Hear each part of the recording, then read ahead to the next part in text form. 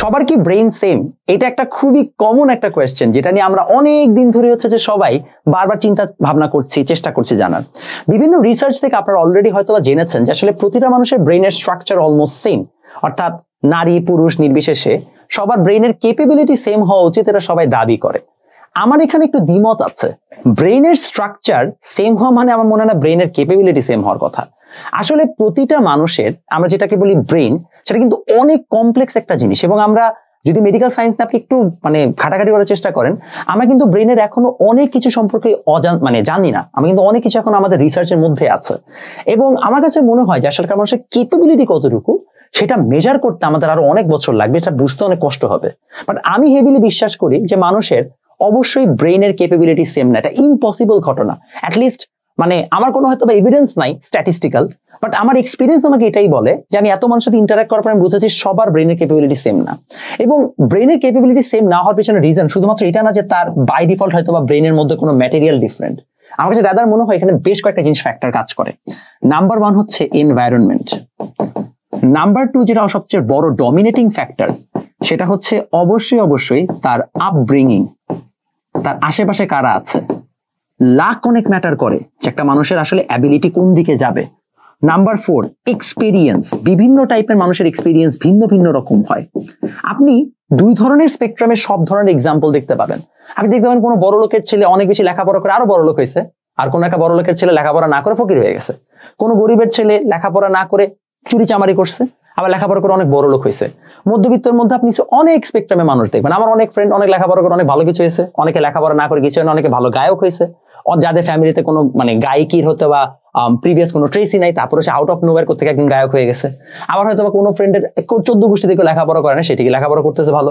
So you have no clue মানুষ আসলে কোথা থেকে কি করে ফেলবে, খুবই আনসার্টিন একটা জিনিস।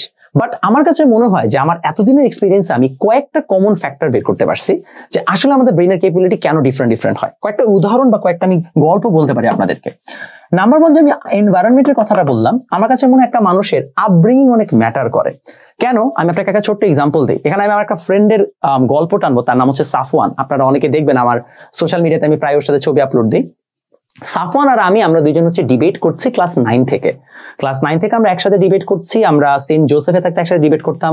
কলেজে থাকতে নটরডেমের গোল্ড টিম, যেটা হচ্ছে নটরডেমের one of the best teams থাকে ইতিহাসগত ভাবে, সেটারও আমরা টপ টিমের দুইজনে আমরা মেম্বার ছিলাম। এবং আমরা আমাদের ডিবেটিং এর টাইমে we were a dominant force. আমি জানি আপনারা হয়তো অনেকে জানেন না এই ঘটনাগুলো, বিকজ ডিবেট সার্কিট অনেক ছোট একটা সার্কিট। বাট ডিবেট সার্কিটের মানুষজন জানে যে আমি আর সাফওয়ান একসাথে একটা পোডিয়ামে দাঁড়াইলে আমাদেরকে সবাই সমীহ করতো। দে ওয়ার লাইক, আচ্ছা না ভাই ক্যানজাম আছে। আমাদের 8টা টুর্নামেন্টে আমরা কলেজ লাইফে আমরা পার্টিসিপেট করেছি। আমরা 8টার মধ্যে 7টাতেই ফাইনাল করছিলাম, এবং যেটা আমরা ফাইনাল করি সেটা হচ্ছে সেমিফাইনাল আমরা হারছিলাম। আমার মনে আছে হলিক্রস কলেজে, আমার খুব ভালো করে সবগুলো মনে থাকে। So we were a very formidable team. The reason why I am telling you this, because সাফওয়ানের সাথে যখন আমি মিশছি তখন আমি বুঝছি যে ভাই this guy is build different. কেন জানেন?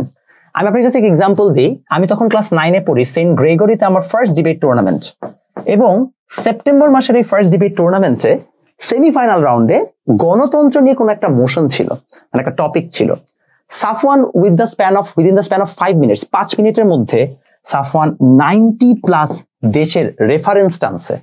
এবং এর মধ্যে এমন দেশ ছিল যেগুলোর নাম আমি নিজে প্রথমবার শুনছি, জাজও প্রথমবার শুনছে।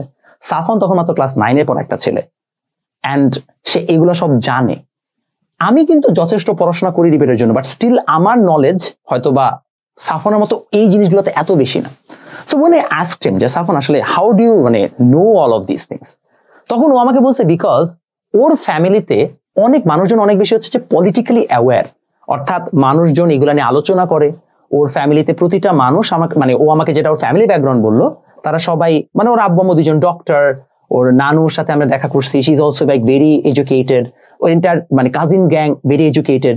তো ও তো ছোটকালে থাকতে ওর আম্মু নাকি গ্লোব দিয়ে খেলতে দিত। সো একটা বাচ্চা যেখানে ফুটবল নিয়ে খেলছে যেমন আমি, আর গ্লোব নিয়ে খেলছে, তো ওর না আসলে ওই এই জন্য পুরো এন্টার হচ্ছে যে বিশ্বটা ও ছোটকাল থেকে হচ্ছে যে ওর চোখে ভাসতো, ম্যাপগুলো চোখে ভাসতো। ওর আব্বুকে হয়তো বা খাবারের টেবিলের সাথে ডিসকাশন করতো যে আসলে কিভাবে হচ্ছে যে সামনের দেশে কি হবে। আমাদের এখন বর্তমানে পররাষ্ট্রমন্ত্রী কি স্বরাষ্ট্রমন্ত্রী, আমি জানি ক্লাস 9-এ যারা অনেকে ভিডিও দেখো, তোমার পররাষ্ট্র স্বরাষ্ট্র কি করে এটাই জানো না, বাট ওই ছেলে কিন্তু এটা জানতো। আমি কিন্তু ক্লাস 9 থেকে আমরা শিখেছি। এই জিনিসটা বলার কারণ হচ্ছে এই যে আপব্রিঙ্গিংটা ম্যাটার করে। দেখেন এই আপব্রিঙ্গিং এর জন্য ওর আর আমার মধ্যে কিন্তু একটা বিস্তর ফারাক হয়ে গেছে। এবং আমি দেখতে পেয়েছি যারা হয়তো বা এরকম একটা ফ্যামিলিতে বড় হয়, একটা সারাউন্ডিং এ বড় হয়, যেখানে কিনা এই ধরনের ডিসকাশন গুলো হয়, এই ধরনের কথাবার্তা গুলো হয়, তারা কিন্তু আসলে লাইফে বেটার করার পসিবিলিটি বেশি, তাদের এই জিনিসগুলো গ্রো করবে, এটাই স্বাভাবিক। সো ব্রেইন আমার আর সাফওয়ানের সেম হইলেও আপব্রিঙ্গিং এর জন্য কিন্তু আমার থেকে আগায় গেছে। আরেকটা সেকেন্ড এক্সাম্পলটা নিই, এনভায়রনমেন্ট।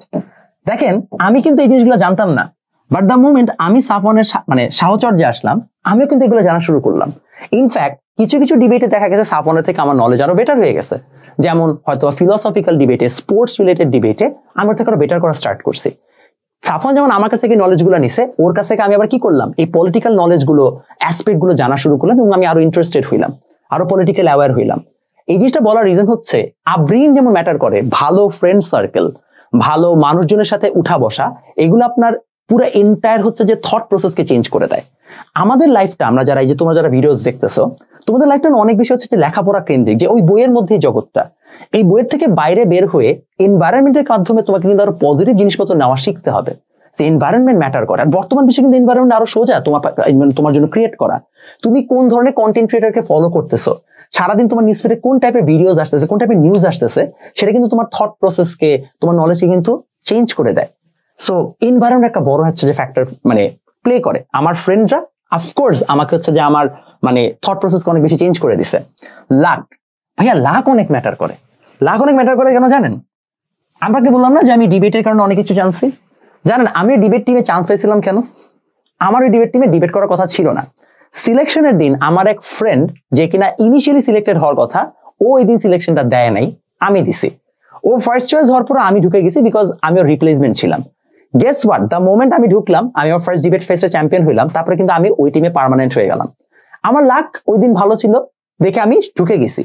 এই যে আমার লাকটা আমাকে ফেভার করছে, তারপরে কিন্তু আমার এই পজিটিভ এক্সপিরিয়েন্স গুলো নেওয়ার সুযোগ হয়েছে।